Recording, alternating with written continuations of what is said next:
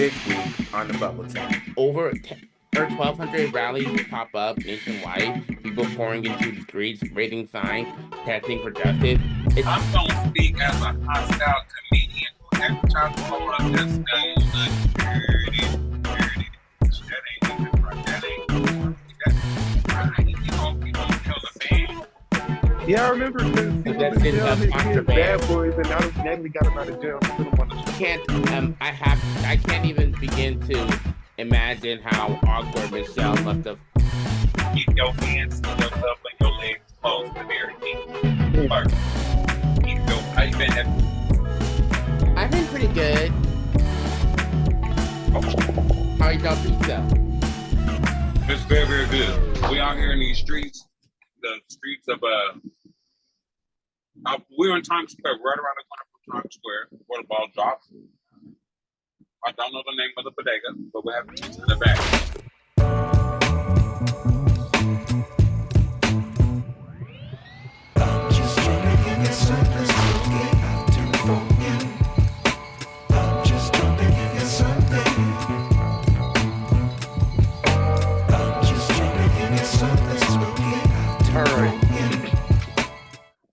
Hey y'all, welcome to the Bubble Chat, the space and podcast where pop culture meets everyday life. Whether you're tuning in while getting ready for school, commuting to work, or just relaxing at home, this podcast brings you everything from the latest trends to the stories people are buzzing about. We cover entertainment, news, and all things you didn't know you needed to hear. Each week, we take a moment to dig into the conversations happening around us. From celebrity updates and social media moments to personal stories and opinions, this show is here to keep you informed and entertained. We're not experts, we're just here to talk it out, bubble style, with honesty and a sense of fun. What makes the Bubble Chat different is how we approach every day. We don't just report on what's trending, we react, reflect, and keep it real. It's less about taking sides and more about sharing thoughts and letting the bubbles float, whether it's wherever it goes. Some days it's light and silly, other days it get deep, but it's always in the moment. We also like to give a special shout out to fresh voices and stories that matter to us and our listeners. You'll hear shout outs, special guests, and the occasional surprises. It's all about keeping the conversation open and making sure everyone feels welcome in the bubble. Albert, make sure everybody is comfortable in the bubble. So get comfortable, press play, and stay a while. Whether it's your first time listening or you've been here with us for a while, whatever they have to hear. This is the Bubble Chats, where talk is easy and the vibes are always good. Now, as Wendy Williams, our Queen once said with the hot topics, how you doing? How you doing? How you been? I've been pretty good. Okay. How you got pizza? It's very, very good. We out here in these streets, the streets of we're in Times Square, right around the corner from Times Square, where the ball drops. I don't know the name of the bodega, but we have pizza in the back. As you can see. Gotcha. Look.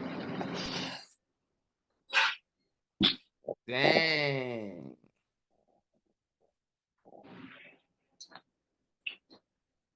We really out here in these New York streets. What time did it close? Baby, Forever 21, Old Navy, and the Gap is still open right now. What's supposed to be night? Wow, is it open like 24/7? I'm hoping the cutoff time is going to be midnight, but I don't know. New York, I don't know. All right. So, up first, April 5th, the day we thought TikTok was going to be banned, cities across the United States and even abroad were filled with chant signs and united voices are a part of a massive hands-off protest movement. The rallies held in over 1,200 locations nationwide, drew an estimated 250,000 people standing in opposition to the Trump administration policies. Specifically,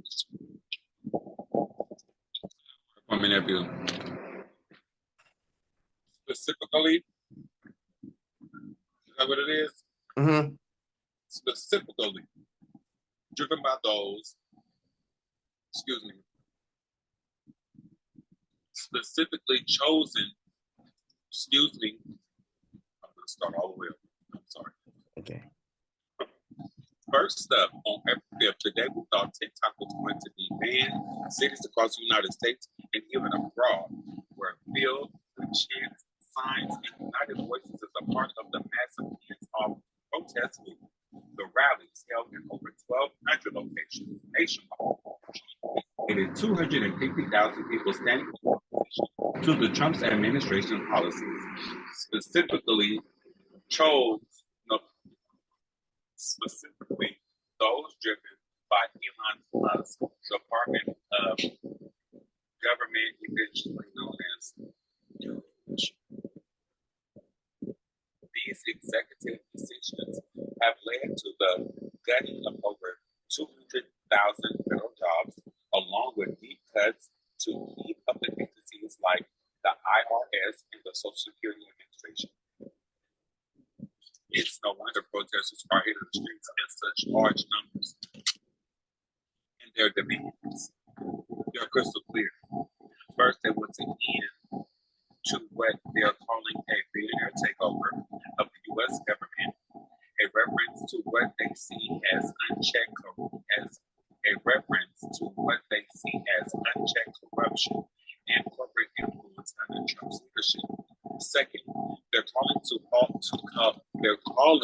for a halt to cuts in essential social programs, Social Security, Medicaid, and other lifelines that working class Americans depend on. And third, they want protections reinstated for marginalized communities, especially immigrants, trans individuals, and others facing targeted policy rollbacks. We saw striking imagery from major cities. New York's Brian Park signs with unplug Elon, and I can only write this because they're used to being of education. In Chicago, union groups have marched down for labor protections.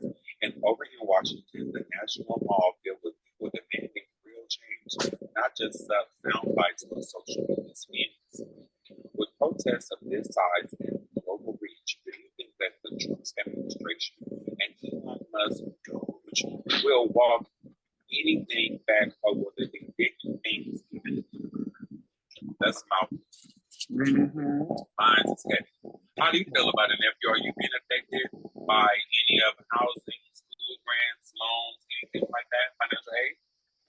If there's one thing that became painfully clear, is this. People deeply care about our country. When over 1,200 rallies pop up nationwide, people pouring into the streets, raising signs, chanting for justice, it tells you that we are not asleep. We are watching and we are worried. This is not just a political issue. This is not about just a party lines of red versus blue. This is about human lives. Ever since Donald Trump was even elected for his second term, the concern only grown. One of the biggest points of fear, Project 2025. Parents, educators, workers, folks from every walk of life have been surrounding the alarm of how this initiative could dismantle the very systems that protect us. And we're already feeling the ripple effects. Companies we've supported with our own money and backpedaling or completely cutting off DEI resources. These aren't just buzzwords. They are lifelines for marginalized communities, and they're being erased right before our eyes. And it's not just about DEI or education. It's about the entire government framework. These hands-off rallies sparked in part of a reaction to efforts championed by billionaires like Elon Musk, aimed to strip government agencies down to their bones, fire down your thousands of federal workers, and tax cuts that put health and social insurance programs on the chopping block. If you're relying on Medicare, Medicaid, Social Security, SNAP, or unemployment benefits, you are not imagining things. These programs are under threat. And there is one case that I want to bring up regarding the protest demands that I can't shake, specifically when it comes to health care. And I won't let it get it buried. Cole Schmignet was a young man from Wisconsin. In January of this year, he tragically lost his life to an asthma attack.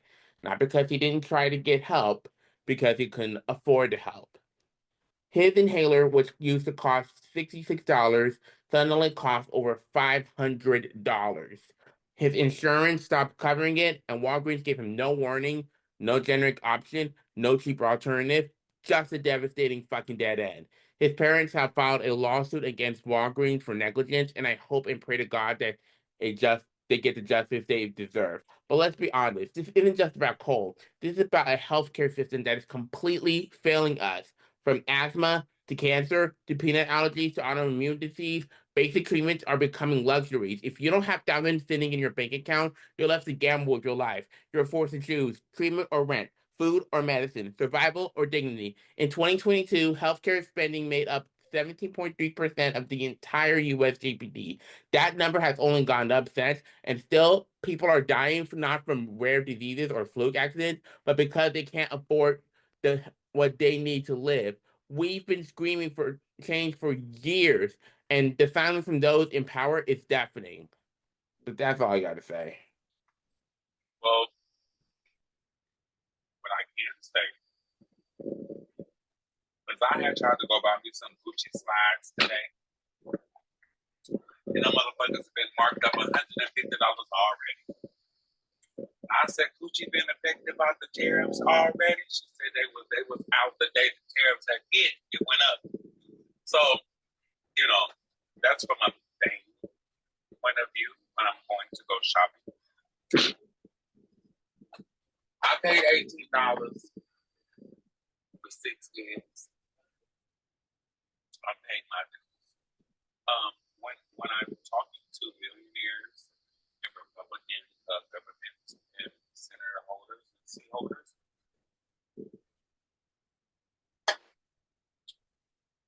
you're not exempt. I'm sure someone in your family, as you said, probably has been in that allergy. Then he had been born with a condition, you know, diabetes, whatever. I'm sure you're going to retire, and to retire, you're going to get your Social Security because you're going to be like a senior citizen, like 65 years old. Mm-hmm. So no one in the Republican Party, no seat holder is exempt from having an on-hand personal experience with someone that is being directly affected by this. So, you're right. So, in those, when I look at it like that, then who am I? If this Republican seat holder, a government official, is going to say basically, fuck you asses up to my own family members who are connected to these same programs, you know, it's the same like governmental infrastructure that's supposed to help the public. So if they're saying like fuck all of those that I know and that I am related to, then who am I? Just a regular black man from Oakland, California, that is in New York eating pizza. He don't give a fuck about his elderly family members that have been receiving Social Security. He does not care about, or she does not care about, maybe her niece or her nephew that has asthma or is allergic to peanuts. You see what I'm saying? Like they don't, or your kids classmates. You know, and I'm talking about like preschool, like childcare. You know, you have to go to school, right? Okay, well, what school are you guys gonna go to? Because I can afford. It's sad and it's embarrassing the lengths that the Republican Party will go to, the lies and everything. It's like a social tormenting, a social deterioration of some sort. I don't know. Sink or swim. Whether your ass can read or not, sink or not, put them together. Be strong. This ain't for the weak. All right. Up next, there had been a recent incident with a man named Michael Branham, a 48-year-old from Glen Head, New York. New York, that's where we at. Yeah, he was arrested after allegedly threatening to bomb the Saturday Night Live studios at 30 Rockefeller Center in New York City. That's why the call. I bet he was bluffing. Anyways, the New York police department received the threat on April 1st and apprehended Braham the following day. He faces charges of making a threat of mass harm and falsely reporting an incident to which he has pleaded not guilty. Lies. Reports indicate that the threat was communicated through a Connecticut college, which then alerted authorities. Although the threat was ultimately deemed not credible, Branham's name has surfaced in connections with a previous restraining order sought out by actress Scarlett Johansson. How you pronounce her name? Johansson in California, which was denied due to a technicality.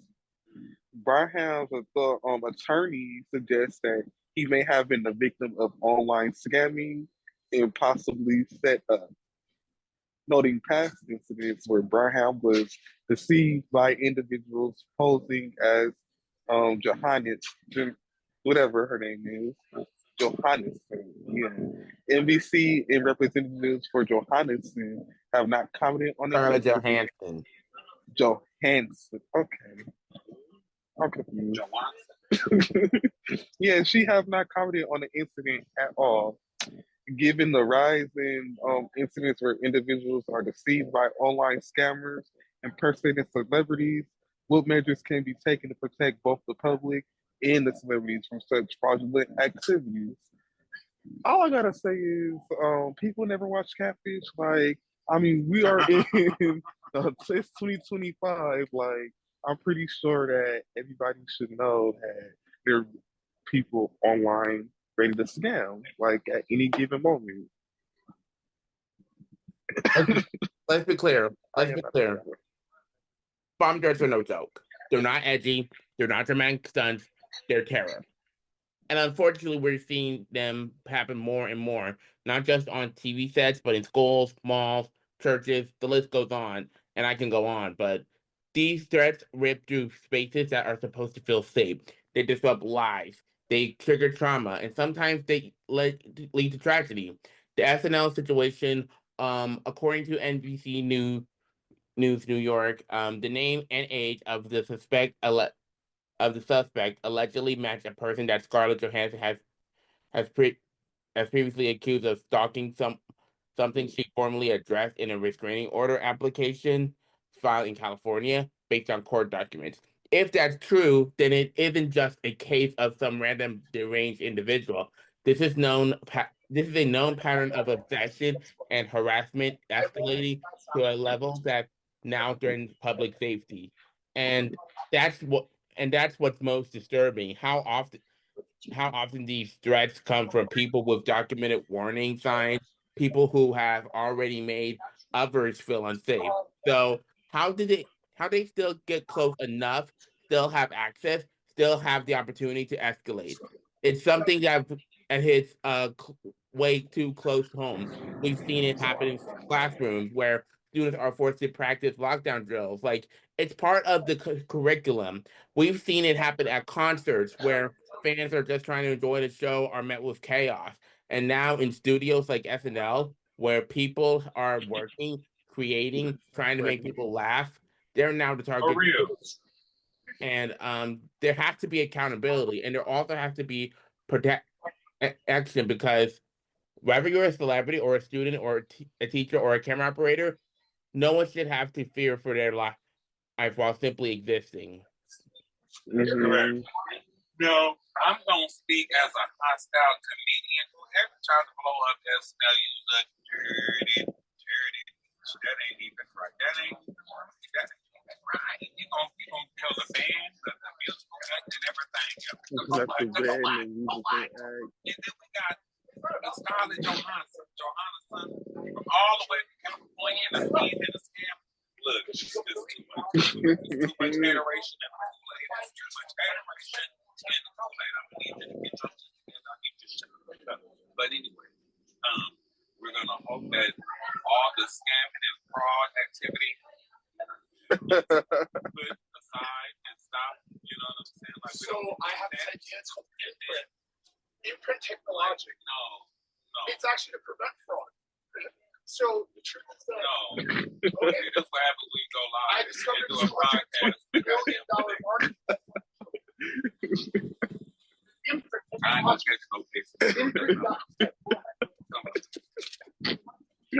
That was very random. Don't do a podcast in Bodega.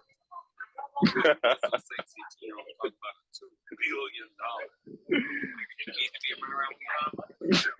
But anyway, like I said, we're gonna hope that the fraud and the scamming comes to an end. It's almost midnight. Let me just say that. It's almost midnight.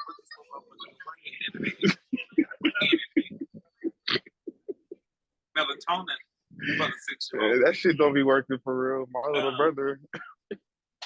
No, but no, seriously, like that's a I sick think person. you could blur the background maybe.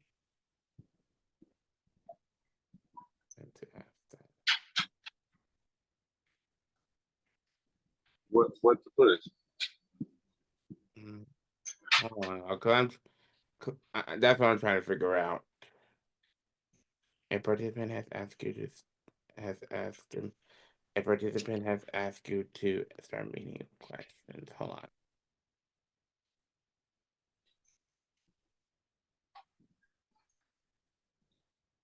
Hello. Mm-hmm. All right. That better? Yes, that's better. Now it looks like rain on my windshield. No, but as I was saying, we're just gonna hope that the scam and the fraud is put aside. We're gonna curse the person that ever wants to burn, blow up, or bomb SNL. Use a dirty bitch. And it's just too much hateration in the Kool-Aid. Just pour it out and start a new picture with some fresh baby sugar. Yeah, I do hope that all the actors are safe and staff. Me too. All right, moving on. We're going to be talking about actor Rondo Sheridan. For listeners who may have not be familiar, Rondo Sheridan is an actor best known for portraying Victor Baxter, the father of Raven and Corey, on Disney Channel's That's the Raven and its spinoff, Raven's Home. He has also appeared on other popular shows such as The Jamie Foxx Show and Kenan and Kel. Recently, Sheridan appeared on Raven Simone's podcast, The Best Podcast Ever, where he discussed his former co-star Orlando Brown, who played Eddie Thomas on the show. He has been in the spotlight up for various controversies in recent years. Sheridan expressed empathy for Brown's situation, highlighting the challenges of being a young actor thrust into a position of financial responsibility without adequate supervision. He remarked, and I quote, how would you be if you were 14 and I gave you an obscene amount of money that you were the father of your house and you have no supervision? How would you turn out? Raven Simone added that the behaviors Brown exhibits are not entirely new, noting that he displayed similar tendencies during their time on set, albeit with more resistance, considering the pressures young actors face when they become primary earners for their families at an early age. What support systems should be in place to help them navigate the challenges of fame and financial responsibility? So, I saw a little bit of Rondell recently opening up about Orlando Brown's journey post. That's a Raven. And look, I'm just going to say it. I thought it was framed the way it was framed was kind of cheesy and a little bit odd. Don't get me wrong. Don't get me wrong. Don't get me wrong. Don't get me wrong. People reflecting on others' journeys can't come from a place of care. But when it comes to Orlando, that's a heavy, complicated situation. And the truth is, it's not really up to us or Rondell or Raven or the fans whether Raven brings him up or not. He wasn't brought back as Eddie in Raven's Home, and we've seen that same pattern before, like when Stakey Webb quietly disappeared from the Disney Plus reboot of the Proud Family, and yeah, people already had questions, but those questions started getting answers when you look back at what happened to Orlando between 2016 and 2018. Orlando was going through a really public, really painful period in his life. He was arrested and charged with domestic battery, obstruction of justice, drug possession with intent to sell, and possession of contraband in jail. That all followed an Oh, incident where he wait a allegedly minute. Wait a minute. Hold on. He ended up with that in jail. Yeah, I remember because he was in possession jail of and he did contraband. Bad Boys, and now Natalie got him out of jail and put him on the show too. How you get the contraband in the cell, Orlando? Okay, Easter. but that all followed an incident where he allegedly struck his then girlfriend, at least from what I know, outside of a police station when officers found him with meth at the scene. And like what Raven was saying in a podcast that this wasn't new. He'd already been arrested back in 2007 for marijuana possession after being searched in a car. And I bring that up not to judge, but to acknowledge reality.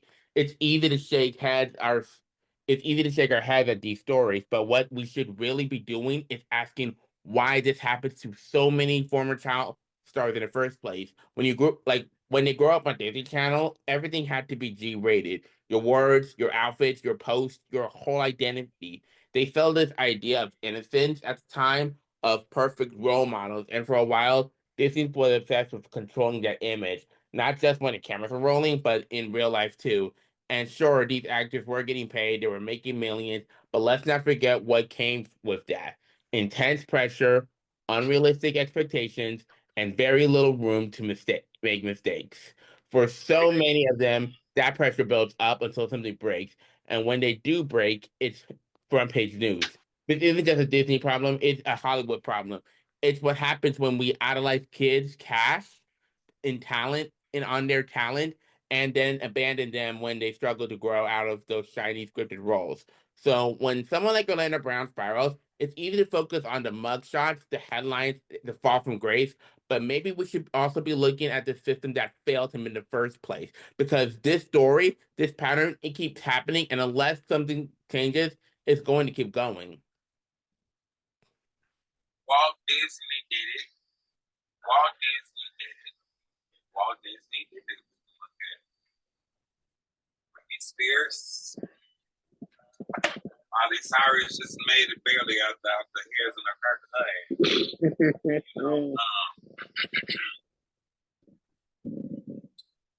We should have learned from Michael Jackson when he said, "I love to climb trees.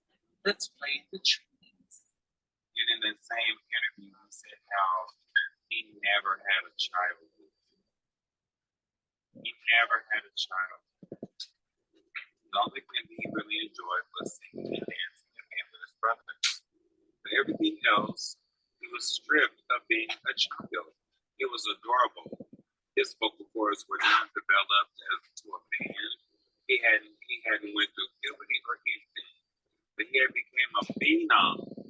And from then on, we have people like Gary Coleman, another childhood phenom.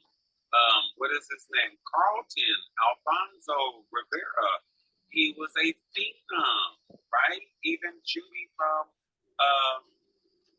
Family Matters, she wasn't like an icon or pivotal point on the show, but she went into pornography when she could not support or sustain her family anymore from being a childhood phenom, right? So, it's just like the pressures of celebrity on a kid. You know what I mean? Like everyone knows who you are. And it's sad to think that an 8-year-old has to wonder, what am I going to do for mom and dad? How am I going to keep them going? Or that's so disheartening. So special shout out. Depression Awareness Month. Am I right, nephew? What? April is Depression Awareness Month. No, April is Sexual Assault Awareness Month. Is who? Sexual Assault Awareness Month. No. At my gym, it's Depression Awareness Month as well. Well, maybe it was last month. But anyway, Not to say, but anyway, like that. What I'm trying to say is our feelings, our mental, emotional health, it matters. It's very, very important, especially when you're a child, whether you're a childhood star or not. You know, there wasn't enough balance in Orlando Brown's life. And I was gonna say him being like Gail to Oprah, what Gail was to Oprah is what he was to Raven. And you know, we know Raven is a biatch, a little ass biatch, a young adult biatch, and a whole biatch today. So he's trying to just act like a young nigga on food, a young adult nigga on food, and now he's a whole nigga ass fool on them drugs with that money, with that baggage. It's baggage. I just hope that, you know, one day he will be released from those things, those demons, those strongholds, and, you know, he could become a healthier, more productive person because he's very, very talented. Sad, Orlando. We need you back at the barbecue, son. Well, next up, Michelle Williams, the Grammy Award artist and Broadway star, recently took to Instagram to share an unsettling experience from the flight Chicago to New York City. While seated in first class, she noticed a fellow passenger's bare foot encroaching into her personal space, resting on her shared wall divider. Williams snapped a photo of the intrusive foot and posted with the caption, "I promise you better get your foot from me." Williams also revealed that she elbowed the foot away and would need to clean her coat afterward. Airplane etiquette is a hot topic, especially when it comes to personal space invasions like this. How would you have handled the situation if you were in Michelle's shoes? Well, I'll show you this.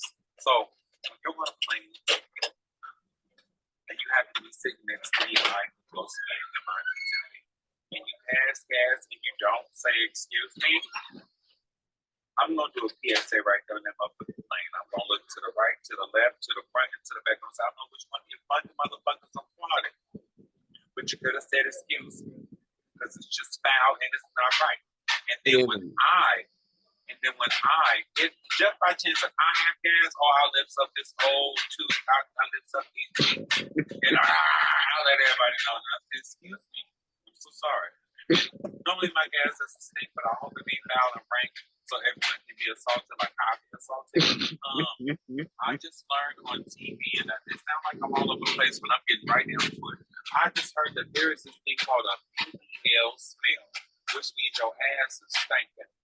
Now, you know, you smell your ass for anybody else. You smell your breath for anybody else, anything else like that. So, bios, feet, gas, all those, just keep it to yourself. Please. Hold it close.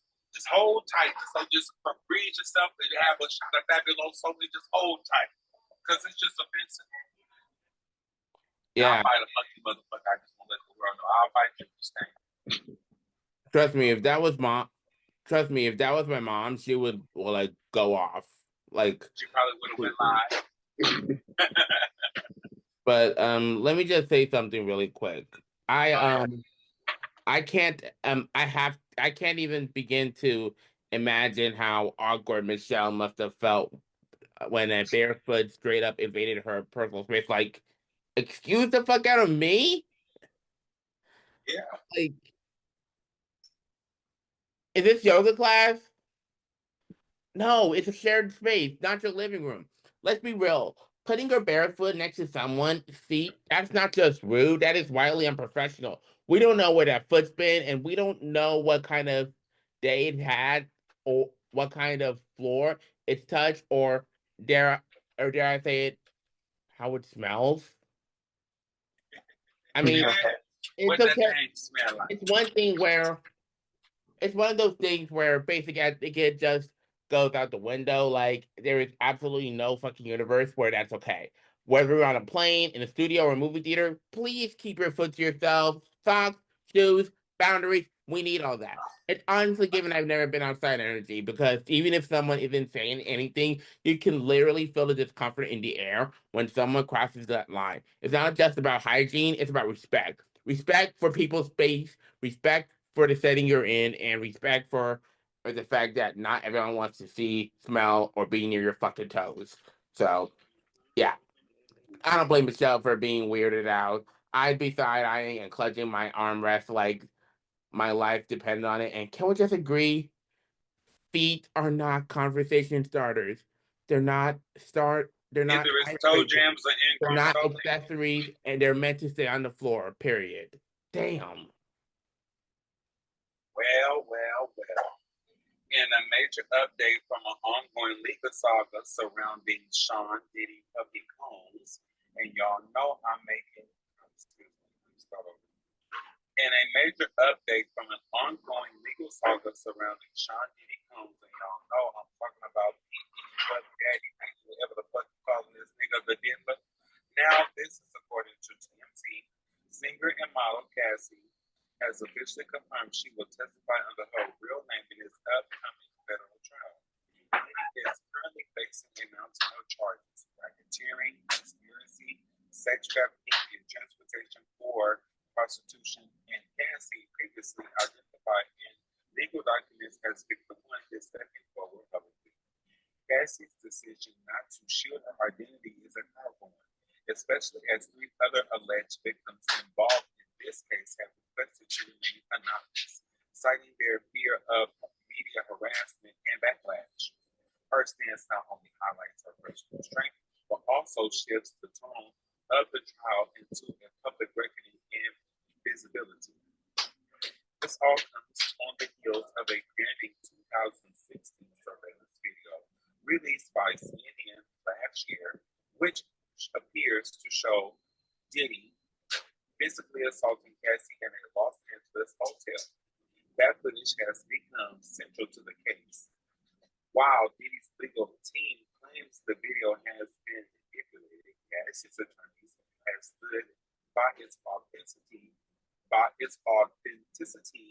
asserting it reflects the harsh reality that she currently held at Brooklyn's Metropolitan Detention Center.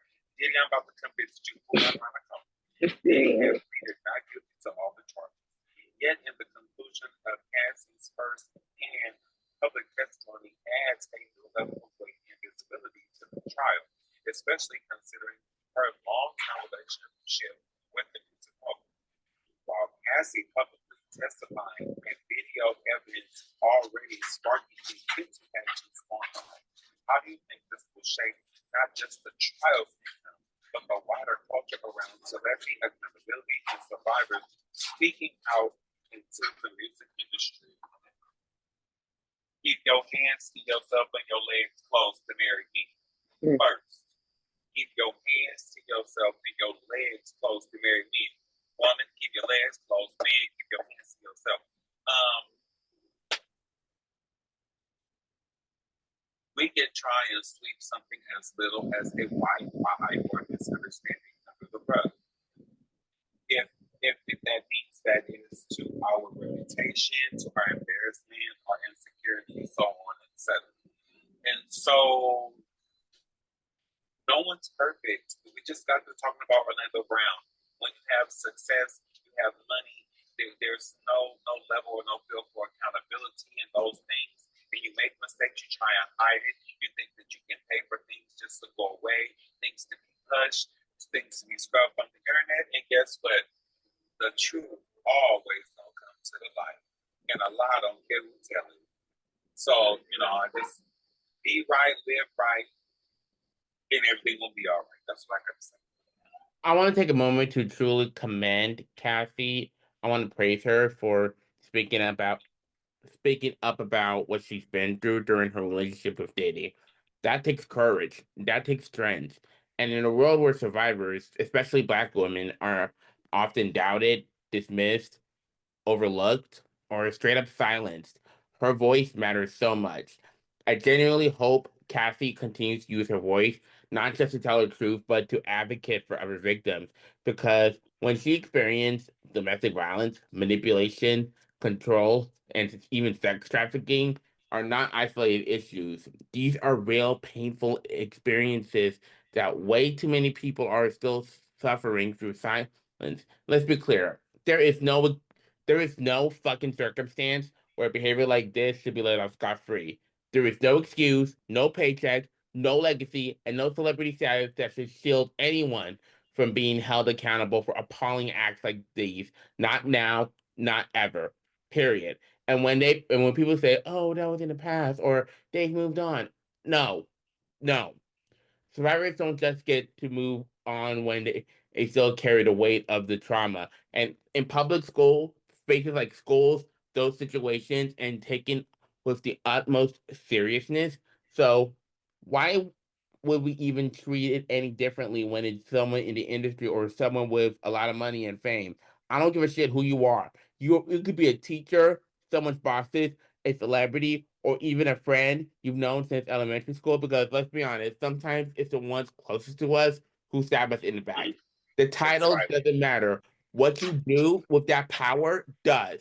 We need to stop putting people on pedestals that just because they're talented or well known, and start putting survivors at the center of this conversation, because abuse is abuse, whether it happens behind closed doors or under the spotlight, and everyone deserves justice. So let's talk about some. Oh, sorry. All right, but that's all I have to say. It's all right, nephew. It's all right. Calm down. You can get on your soapbox whenever you need to, okay? I got the brush, the mop, and the water for you. Okay. Well, all right.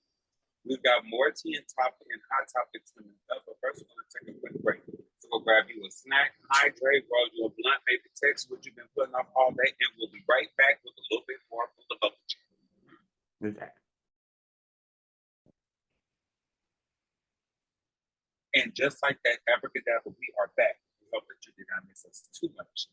Now it's time for one of our new favorite parts of the show, Beyond the Ball.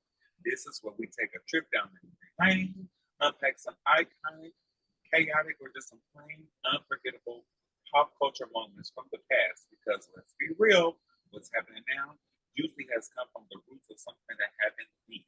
So buckle up, get ready for this roller coaster ride, because we're about to revisit a moment that had everybody talking, clapping their lips, and clapping their hands. Tell me about it, man. That's you. That's you now. Okay. So in July 2021, then talk show host Wendy Williams sparked a backlash with her remarks about the tragic death of a 19-year-old TikTok star, Matima Miller, known online as Sway. During the segment on Wendy Williams' show, Williams began to acknowledge Sway's significant social media following, noting that he had more followers than she did. Then she stated, "I have no idea who this is," and proceeded to inform her audience that he had been murdered. Oh my God. And the manner in which Williams delivered the news was met with a widespread criticism. Many viewers and online commentators found her approach to be insensitive and inappropriate, accusing her of making light of a young man's death. The backlash was swift, and social media users expressing their disapproval and calling for an apology. Sway's family also responded to his older brother, Chris Williams, for her remarks, stating that she used Sway's name for clout and spread false narratives, adding that their mother was unable to mourn properly due to the disrespect that was shown.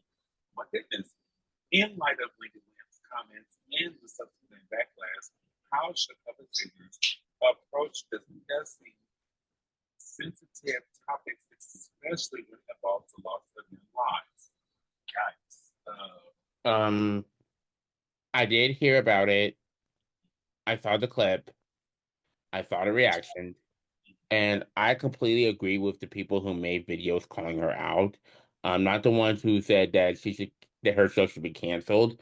Um, but because yeah, I still love Wendy. I grew up watching her. She had moments where she's been iconic, but this right here, she was flat out wrong for it. We're talking about a young man who lost his life, and instead of leading with empathy or even just a moment of silence, it turned into a messy, disrespectful, hot topic that came across insensitive, tone deaf, and honestly unnecessary. And let's be real, she still owes Wavy's family an apology. That needs to come out of her mouth. And I really hope she does it, because that kind of pain just doesn't disappear. It sticks with people, especially when it plays out in public. Let's also not forget that this wasn't Wendy's first controversy. She had her fair share, and it just goes to show that sometimes talk show hosts let their ego speak louder than their empathy and maturity. Instead of handling the criticism with that maturity, they get defensive or double down. And that's not it. That's not growth. Now, I get it. Maybe she didn't know who Swavey was. Maybe she didn't care about for his content. That's her prerogative. But if that's the case, don't bring him up, period. If you don't have anything thoughtful or respectful to say about someone's death, especially someone so young, don't say it at all. And let's be honest, what she said was it wasn't even funny anyway. Now, I understand and will always respect the fact that Wendy isn't perfect, and I'm not expecting her to be. And her gossip about hot topics and the way she's handled her talk show in general been hasn't always been the cleanest or most respectful. That's kind of been her brand, controversial, blunt, and raw. But there is a Yes, yes, yes. delivering messy pop culture take and showing zero sensitivity when someone has passed, especially someone so young. And we just got to be better than that. Well, what I would say is heavy is the head that lays the crown, and with the more that you are giving, the more blessings, platform, deals, endorsements. You just have to be wiser with every step. So it's just like when you went to daycare, then you went to preschool, then you went to kindergarten, then you started elementary, and then you went home to so on and so forth. There's always going to be like growth, take measures of moving forward, evolution. So I think she misspoke. I think she was letting the persona speak versus the human being speak. Wendy is a mother herself, so I'm sure if she really thought about it and spoke on it in an endearing manner or tone, we would totally understand her, and she would totally be making a point a little bit different. So sorry to hear that. But down the drain she went. All right, clink, clink went the bubbler. Well, we're shifting gears a bit because it's now for another fan favorite, Judge Adonis, yours truly. I'm sitting here in this bodega motherfucking bench running this shit. So in this segment, we step into the courtroom of pop culture where we act as judge, jury, and sometimes the motherfucking attorney who just got paid to lie to your ass as we break down the most outrageous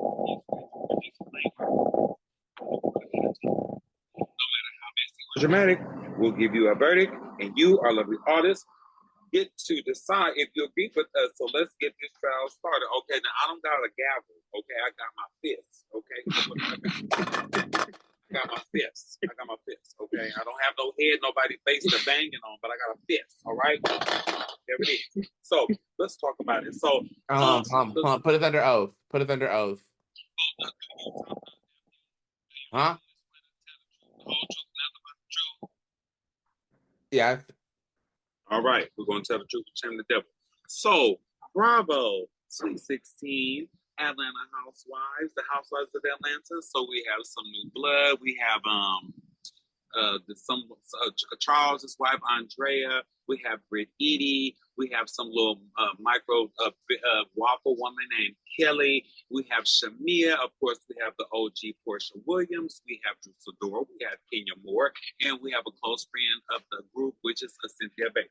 So since season episode 1 of season 16, Britt Edie and Kenya ain't really been able to, hand in glove. They have not been able to lotion and palm the situation. It's just been real dry, crispy, and just not tangible. Well, they had Angela threw a party. Kenya was paying Britt dust. Britt had a moment. Britt talked about how she had a blick. She don't play games like that. A bitch always got it, and I might air this motherfucker out if I need to.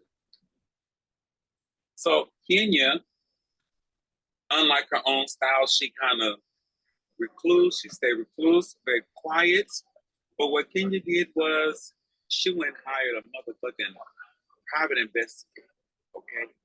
And Kenya Moore, like Britt Eady, used to be a video vixen or a video lead in the video. Well, Britt Eady was vixening behind the scenes, behind the camera, with the cameraman, the producer, and or the actor in the video. And Kenya was better than that. She don't get down like that, like Big Mama say. Because when you think you nickel slick, a bitch got your penny change, and Kenya come through with some X-rated explicit pictures of Britt, showing the world the type of bitch that she was. Because she said, baby, if you say you're going to hit me with a blicky bitch, I'm just going to blow your head off with the cannon. And she did.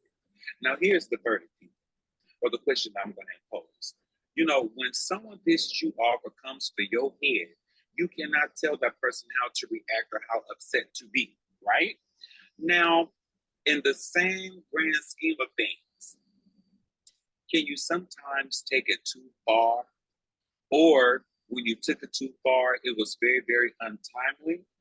So my verdict for Kenya and Britt is a bitch. Grow up. You've been son. Kenya, you done fucked up the thing.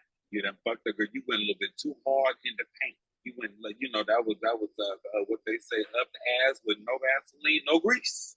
So, you know, I would say keep it easy and greasy moving forward when you want to do a bitch in. But you just can't drive bareback a bitch down like you did in front of the whole world and think it was going to be all right. But my bubblers out there, I just want you to tell me, could you dictate a person's reaction when you started the shit? You started it. You swung first, you said first, you threw shit first. How can you be upset, or how can you dictate someone's response?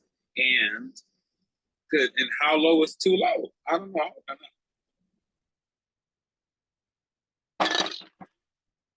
There we go. How about that? I can tell when someone is upset and is about to start being ass just by their facial look and the way they're about to walk up. That's true. That's true. I just think that we are only in control of what we do. So if you stay in any semblance of control, then everything's going to be all right. You put your best foot forward, use your mind before you speak with your tongue. I think everything will work out. You know, this is an ongoing situation. They just aired the situation where Kenya did it. So we're going to see how this all is going to unfold in the rest of season 16. But you know what? Before just like that, this motherfucking episode didn't come to an end, y'all. And we didn't cover a lot for today. So much tea in Donnie. such a little time. Yes. Huh? Nephew? Yep. Did I fuck up? Nope. Oh. Nope. Let me start over. You know what? You ain't gonna believe me when I tell you Taylor Swift just walked in the bodega. And just like that, another episode of the Bubble Chat has come to the fucking close. We've covered a lot today, and so much tea in so little time, right? But before we wrap things up, we want to hear from you, the especially loved one, what you think about the topics that we've discussed. What's your take on the latest pop culture moments? Do you agree with the verdicts with yours truly, Judge Adonis? Whatever's on your mind, slide into our DMs or just drop us a comment. Your opinions, like your assholes, mean a lot to us, especially as long as it's clean, okay? Now, thanks for hanging out with us this time. Remember, there's always more to talk about. So we'll be right here for the next time to talk about it, breaking that shit down in the latest and greatest fashions and pop culture. Until then, we want you to stay tuned, stay fabulous, and keep the bubble chat going. Bye, guys.